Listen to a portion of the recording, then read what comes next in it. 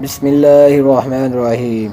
السلام علیکم سامعین، کتاب بات کر کے دیکھتے ہیں، مصنف سراج احمد تنولی، آواز مجید احمد جئی، انٹرویو روبینہ ممتاز روبی۔ یہ انٹرویو مجید احمد جئی آڈیو لائبریری کے تعاون سے آپ سماعت فرما رہے ہیں۔ روبینہ ممتاز روبی کراچی کی معروف شاعرہ اور ماہنامہ روابط انٹرنیشنل میگزین کی بیورو چیف کی خصوصی نشست میں ہونے والی گفتگو آپ کی نظر۔ آپ کب اور کہاں پیدا ہوئی؟ میری پیدائش 25 نومبر 1964 عیسوی کو لاہور میں ہوئی، جس کے 2-2.5 سال بعد ہی میرے والدین کراچی منتقل ہو گئے۔ ابتدائی تعلیم کہاں سے حاصل کی؟ اپنی ابتدائی زندگی کے بارے میں کچھ بتائیں۔ میں نے ابتدائی تعلیم کراچی کے ایک مقامی سکول کلفٹن روڈ سے حاصل کی، جبکہ انٹرمیڈیٹ خاتون پاکستان کالج اسٹیڈیم روڈ اور گریجویشن گورنمنٹ کالج برائے خواتین شاہراہ لیاقت سے کی۔ اس کے بعد پیشہ ورانہ تعلیم یعنی BA education college Mansoura you منزل سے حاصل کی۔ میرا تعلق ایک علمی و ادبی گھرانے سے ہے، گو کہ میرے والدین ڈاکٹر تھے مگر ادب سے دلچسپی رکھتے تھے، اور شاید یہی وجہ ہے کہ مجھے بچپن ہی سے شاعری سے لگاؤ تھا۔ 10 سال کی عمر میں بچوں کے لیے نظمیں لکھیں، جبکہ 15 سال کی عمر میں اپنی زندگی کی پہلی غزل لکھی، اور یہیں سے میرے ادبی رجحان کا آغاز ہوا۔ لیکن چند سال بعد ہی میری والدہ اللہ کو پیاری ہو گئیں، جس کی وجہ سے مجھے گہرا صدمہ پہنچا اور میرا فنی سفر ایک طویل عرصے کے لیے موقوف ہو گیا۔ روبینہ ممتاز روبی کی 2 جملوں میں تعریف کیسے کریں گی؟ روبینہ ممتاز روبی ایک محبت کرنے والی اور فطرت کی رنگینیوں میں زندگی تلاش کرنے والی ایک ایسی شخصیت ہے جس سے زندگی کے مصائب کو سفر حیات کا حصہ جان کر ہمیشہ اپنے چہرے پہ تبسم کو سجائے رکھا اور لوگوں میں خوشیاں بانٹنے کی کوشش کی۔ کن کن اداروں میں ملازمت کی؟ یوں تو میں نے کئی تعلیمی اداروں میں بچوں کو علم کے زیور سے راستہ کیا، لیکن ان اداروں میں پبلک سکول و کالج نارتھ کراچی کا نام خاص طور پر قابل ذکر ہے۔ یہاں 16 سال نہ صرف بحیثیت سرپرست شعبہ حیاتیات اپنے فرائض انجام دیے، بلکہ پرائمری سیکشن کی انچارج ہیڈ مسٹریٹس کے طور پر بھی خدمات انجام دیں۔ یہ ادارہ میرے لیے اس لیے بھی اہمیت کا حامل ہے کہ میں اس کے بانی اساتذہ میں شامل تھی اور بحیثیت رکن تعلیمی کمیٹی بھی انتظامی امور میں حصہ لیتی رہی۔ آپ کا بہترین مشغلہ کیا ہے؟ میرا بہترین مشغلہ اچھی کتب پڑھنا اور اچھی صحبت میں وقت گزارنا ہے۔ نیز موسیقی کا بھی شوق رکھتی ہوں اور ذہنی چستی والے کھیل، چاہے ان کا تعلق کاغذ قلم سے ہو، دیگر اشیاء سے ہو یا موبائل سے، میرے لیے بہت دلچسپی کا باعث ہوتے ہیں۔ اس کے علاوہ میں بہت سے گھریلو امور میں بھی دلچسپی رکھتی ہوں، جس میں دستکاری، کشیدہ کاری، مردانہ و زنانہ کپڑوں کی سلائی اور دیگر ایسے امور جو میرے لیے وقت کا مثبت مصرف ہوں۔ ادب سے اس قدر لگاؤ کی وجہ کیا ہے؟ جیسا کہ میں نے پہلے بھی عرض کیا کہ میرا تعلق ایک علمی و ادبی گھرانے سے ہے، لیکن اسے حسن اتفاق کہیے کہ مجھے سسرال میں بھی ادبی ماحول ہی ملا، اور اس کی بڑی وجہ میری خالہ ساس واجدہ تبسم تھی، جو برصغیر کی ایک نامور افسانہ نگار کی حیثیت سے جانی جاتی ہیں۔ لہٰذا بعد ازاں شادی جو سفر شاعری رک گیا تھا پھر سے جاری ساری ہو گیا، اور یوں ایک بار پھر میں نے ادب کی دنیا سے ناطہ جوڑ لیا۔ شاعری کا آغاز کب سے کیا؟ یوں تو میں نے دور اوائل سے ہی شاعری کا آغاز کر دیا تھا، لیکن حالات کے پیش نظر اس میں کئی بار رکاوٹ آئی، جس کی وجہ سے میں اپنا تسلسل برقرار نہ رکھ پائی، اور سچ پوچھیے تو اس 40 سالہ کاوش کو یکجا کرنے کا خیال ہی مجھے اپنی پیشہ ورانہ عملی زندگی سے فراغت کے بعد آیا، کیونکہ میں اپنی اس محنت کو ضائع ہونے سے بچانا اور اپنے احساسات عام لوگوں تک پہنچانا چاہتی تھی۔ آپ کی شاعری پہلی دفعہ کس پلیٹ فارم سے شائع ہوئی؟ میری غزلیات کالج کے زمانے سے ہی مختلف رسائل میں شائع ہوتی رہتی تھیں، مگر باقاعدہ کتابی شکل میں اسے پہلی بار کہکشاں پرنٹرز نے شائع کی۔ اب تک کتنی شاعری مجموعے شائع ہوئے اور کن ناموں سے؟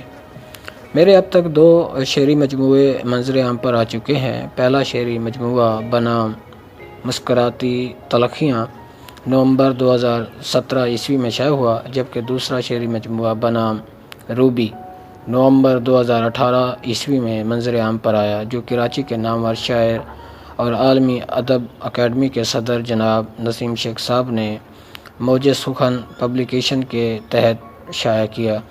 اس کے علاوہ کراچی سے شائع ہونے والے ایک سماعی رسالے بنام سلسلہ میں بھی میرے فن و شخصیت پر ایک خصوصی گوشہ ترتیب دیا گیا ہے، جس میں کئی نامور شخصیت نے میرے بارے میں اپنی آراء کا اظہار کیا ہے۔ کتنے زیر اتباع ہے؟ جی نہیں، فی الحال میری کوئی اور کتاب زیر اتباع نہیں ہے، کیونکہ ایک ہی سال میں میرے 2 شعری مجموعے شائع ہو چکے ہیں، اس لیے اب ذرا تخفف کا ارادہ ہے۔ اقبال، میر اور غالب کو تو پڑھا ہوگا، آپ کا رجحان کس ادبی تحریک کی طرف ہے؟ اقبال، غالب اور میر ہمارے استاد شعراء ہیں اور میں نے ان سب کو پڑھا بھی ہے، لیکن ذاتی طور پر مجھے غالب کی شاعری زیادہ پسند ہے، اور شاید اس کی وجہ ان کا منفرد انداز بیاں اور شوخی ہے، جو خود میرے مزاج کا بھی حصہ ہے۔ جہاں تک ادبی تحریک کا تعلق ہے تو میں کئی ادبی تنظیموں کی رکن ہوں، مگر میرا مقصد کسی خاص تحریک سے وابستگی نہیں، بلکہ صرف اور صرف ادب کا فروغ ہے۔ آپ نثر بھی لکھتی ہیں؟ جی ہاں، مگر شاعری کی طرف رجحان زیادہ ہے۔ ویسے انشاءاللہ بہت جلد نثر کے حوالے سے بھی میں اپنی کچھ تخلیقات سامنے لانے کا ارادہ رکھتی ہوں۔ آج کل بہت سے شاعر قارئین کے نہ ملنے کا رونا روتے ہیں، کیا آپ کے ہاں بھی ایسا ہے؟ جی بالکل، یہ ہمارے دور کا بہت بڑا المیہ ہے کہ تخلیق کار اتنی محنت اور کوششوں سے اتنا پیسہ لگا کر اپنا کلام قارئین کے لیے شائع کرواتا ہے، لیکن اس کے قدردان نہیں ملتے، اور معذرت کے ساتھ کہ اگر مل بھی جائیں تو ہر دوسرا شخص اسے قیمتاً لے کے پڑھنے کی بجائے تحفتاً لے کر اپنی الماری کی زینت بنانا زیادہ پسند کرتا ہے، جس سے تخلیق کار کی حوصلہ افزائی کی بجائے اس کی دل شکنی ہوتی ہے۔ آپ نے اظہار کے لیے شعر و شاعری کا ہی انتخاب کیوں کیا؟ شاید شاعری میرے خون میں تھی، مجھے ورثے میں ملی تھی، لیکن جیسا کہ میں نے ابھی عرض کیا کہ میں نے نثر پر بھی کام کیا ہے، گو کہ زیادہ نہیں، مگر اب اس طرح بھی توجہ دے رہی ہوں۔ کیا کسی شاعر کا اپنی زندگی میں شہرت حاصل کر لینا بڑی بات ہے؟ شاید آپ نے ٹھیک کہا، کیونکہ ہمارے یہاں عموماً یہی دیکھنے میں آتا ہے کہ سخنوروں کی قدر کی تو جاتی ہے، لیکن زندگی میں کام مرنے کے بعد زیادہ۔ شاید میرا بھی دوسرا شعری مجموعہ اتنی جلد لانے کا پس منظر یہی ہے، کیونکہ میں عارضۂ قلب میں مبتلا ہوں، لہٰذا اپنی پذیرائی زندگی میں ہی چاہتی ہوں۔ آپ اردو ادب کی کن شخصیت سے متاثر ہیں اور کیوں؟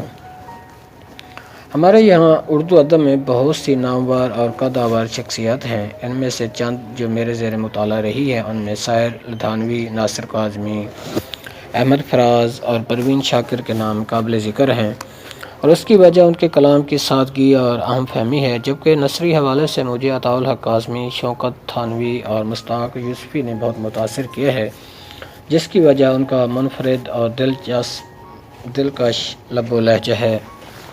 ایسے شعراء جن سے قلبی قربتیں رہی ہوں یا جنہیں زیادہ پڑھا ہو، اپنے پیش رو یا ہم اثر شعراء ادب میں کس کے نام لینا چاہیں گی؟ اپنی پیشہ ورانہ مصروفیت کے باعث میں اس دور میں مطالعہ کتب کو زیادہ وقت نہ دے سکی، البتہ چند پیش رو اور ہم اثر شعراء جن کے کلام نے مجھے متاثر کیا، ان میں پروفیسر رضیہ سبحان، پروفیسر ڈاکٹر نصرت عباسی، محترمہ سبین سیف، جناب سلمان صدیقی، جناب قیصر وجدی اور جناب نسیم شیخ شامل ہیں۔ اس کے علاوہ بھی ایسے کئی شعراء ہیں جو بہت اچھا کہہ رہے ہیں، لیکن یہ ان شعراء و شاعرات کے نام ہیں جنہیں سننے کا زیادہ موقع ملا۔ شعر و شاعری میں کس سے متاثر ہیں جس سے آپ نے اصلاح لی ہو؟ جہاں تک شاعری میں اصلاح کا تعلق ہے تو اس میں نامور شاعر، سائنسدان اور استاد ظفر محمد خان ظفر، پروفیسر ڈاکٹر نصرت عباسی، ڈاکٹر اختر شروس بن کیف بنارسی، مشہور مزاح گو شاعر جناب عبدالحکیم ناصف اور معروف استاد شاعر جناب نسیم شیخ صاحب نے میری بے حد رہنمائی فرمائی، جس کے لیے میں ان سب کی ممنون و مشکور ہوں۔ شاعری میں بیانیہ کو آپ کس نظر سے دیکھتی ہیں؟ بیانیہ یا نثری شاعری کی بنیادی وجہ وہ قیود و ضوابط ہیں جو شاعری کی دوسری اصناف خصوصاً غزل یا نظم میں ہوتے ہیں، جن کی وجہ سے بعض اوقات شاعر کھل کے اپنے احساسات کا اظہار نہیں کر پاتا، اس لیے پھر وہ نثری نظم کا سہارا لیتا ہے۔ سوشل میڈیا پر بہت ساری شاعری لکھی جا رہی ہے، آپ کس نظر سے دیکھتی ہیں؟ سوشل میڈیا یوں تو ابلاغ کا بہت عمدہ ذریعہ ہے، لیکن اس پر پوسٹ کی جانے والی شاعری ضروری نہیں کہ معیاری بھی ہو، کیونکہ آج کل یہ تقریباً سب کی دسترس میں ہے، لہٰذا اس پر زیادہ تر بے معنی، بے وزن اور کبھی کبھار اخلاق سے گھرا ہوا غیر معیاری مواد بھی پوسٹ کر دیا جاتا ہے، جو نہ صرف اصل تخلیق کاروں کی دل شکنی کا باعث بنتا ہے بلکہ ہماری معاشرتی اقتدار کو بھی مجروح کرتا ہے۔ ایسا کچھ جو آپ لکھنا چاہ رہی ہیں اور لکھ نہیں پا رہی؟ جی ہاں، بجا فرمایا آپ نے۔ ایسا بہت کچھ ہے جو ایک عورت ہونے کے ناطے میں لکھنے سے گریز کرتی ہوں۔ ایسا کوئی کام جو آپ کرنا چاہتی ہیں اور کر نہیں سکتی؟ ٹھنڈی سانس بھرتے ہوئے۔ جی ہاں، میں آزاد فضاؤں میں اڑنا چاہتی ہوں، پرندوں کی طرح کھل کر سانس لینا چاہتی ہوں، اس تنگ نظر معاشرے میں زندگی کو گزارنا نہیں، جینا چاہتی ہوں۔ اگر آپ ادیبہ نہ ہوتی تو آج کیا ہوتی؟ میں شاعرہ نہ ہوتی تو شاید ایک عام عورت کی طرح گھریلو ذمہ داریوں کے بوجھ تلے دب کر، اپنی خواہشات کا گلا گھونٹ کر، اپنے ہی گھر کے کسی کونے میں بیٹھی اپنی زندگی کے دن گن رہی ہوتی۔ کیا ہمارے ہاں آج کل معیاری شاعری لکھی جا رہی ہے؟ بالکل لکھی جا رہی ہے، مگر ضروری نہیں کہ وہ منظر عام پر بھی آئی ہو، کیونکہ بہت سے شعراء نامساعد حالات مبتلی یا سیاست کا شکار ہو جاتے ہیں اور معیاری کلام کہنے کے باوجود اسے سامنے نہیں لا پاتے، اور اس کی زندہ مثالیں ہمارے یہاں موجود ہیں۔ زیادہ تر کن کتابوں کا مطالعہ کرتی ہیں؟ میں زیادہ تر وہ کتابیں پڑھنا پسند کرتی ہوں جن سے میری معلومات میں اضافہ ہو، یا پھر ایسی کتابیں جن کا نفس مضمون ذہنی تسکین کا باعث ہو۔ خصوصاً میں قرآن پاک کی تفسیر بہت شوق سے پڑھتی ہوں۔ آج کل کون سی کتابیں زیر مطالعہ ہیں؟ آج کل زیادہ تر علم و عروض، شعری مجموعے، طنز و مزاح کی کتابیں میرے زیر مطالعہ ہیں۔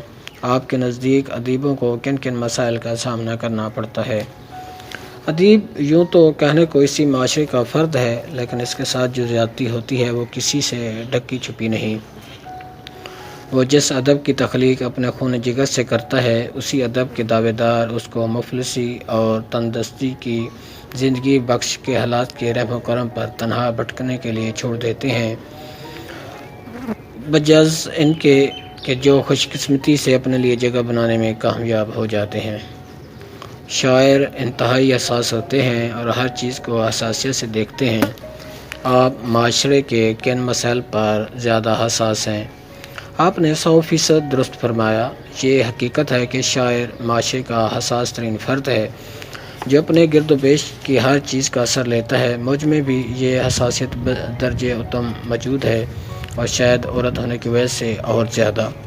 اپنے ارد گرد جو کچھ بھی میرے مشاہدے میں آیا، میں نے اسے قلم زد کرنے کی کوشش کی، جہاں تک کہ ایسے کئی موضوعات کو بھی نظم بند کیا جو شاید میرے لیے مشکل تھا، مگر اپنے تئیں میں نے اسے منظر عام پر لانے کی بھرپور سعی کی۔